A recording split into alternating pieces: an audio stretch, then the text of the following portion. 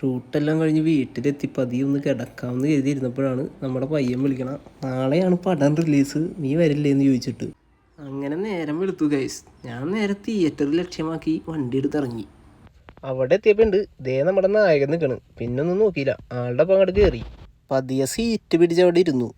ഏട്ടാ ഇവിടെ സേഫ് അല്ല. സ്ക്രീനിലേക്ക് നോക്കിയപ്പോൾ ദേ അനുരാജ് എന്ന് ചിരിക്കണ്. ഗൈസ് അങ്ങനെ നമ്മുടെ പടം തുടങ്ങി.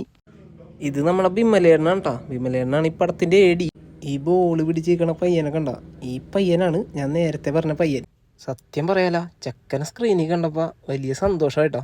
സിനിമയെ പറ്റി പറയുകയാണെങ്കിൽ ഞാൻ ഈ അടുത്തൊന്നും തിയേറ്ററിലിരുന്ന് ഇങ്ങനെ കരഞ്ഞിട്ടില്ല. ജീവിതത്തിൽ സ്ട്രഗിൾ ചെയ്യുന്ന എല്ലാ മനുഷ്യന്മാർക്കും കണക്റ്റ് ആവുന്ന ഒരു പടമുണ്ടത്. പടം കഴിഞ്ഞ് ഞാൻ പതിയെ കണ്ണീരൊക്കെ തുളച്ച് അവിടെ നിന്ന് എഴുന്നേറ്റ ഗൈസ്. നോക്കുമ്പോൾ ഉണ്ട് എൻ്റെ ബാക്കിൽ ചാക്കോച്ച നിൽക്കണ്. ഞാൻ നേരെ പുള്ളിയോട് ഒരു ഹായും പറഞ്ഞ് നമ്മുടെ പയ്യനെ തേടി ഇറങ്ങി.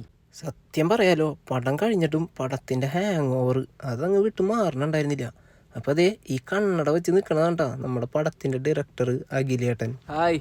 അപ്പോൾ ഗൈസ് നമ്മുടെ ഈ ചെറിയ പടം തലവര എല്ലാവരും നിങ്ങളുടെ വീടിനടുത്തുള്ള തിയേറ്ററുകളിൽ പോയി കാണാൻ ശ്രമിക്കണം കേട്ടോ. അപ്പോൾ ഓക്കെ ട്ടാ, അടുത്തൊരു വീഡിയോ ആയിട്ട് അടുത്ത് തന്നെ വരാം. Bye bye.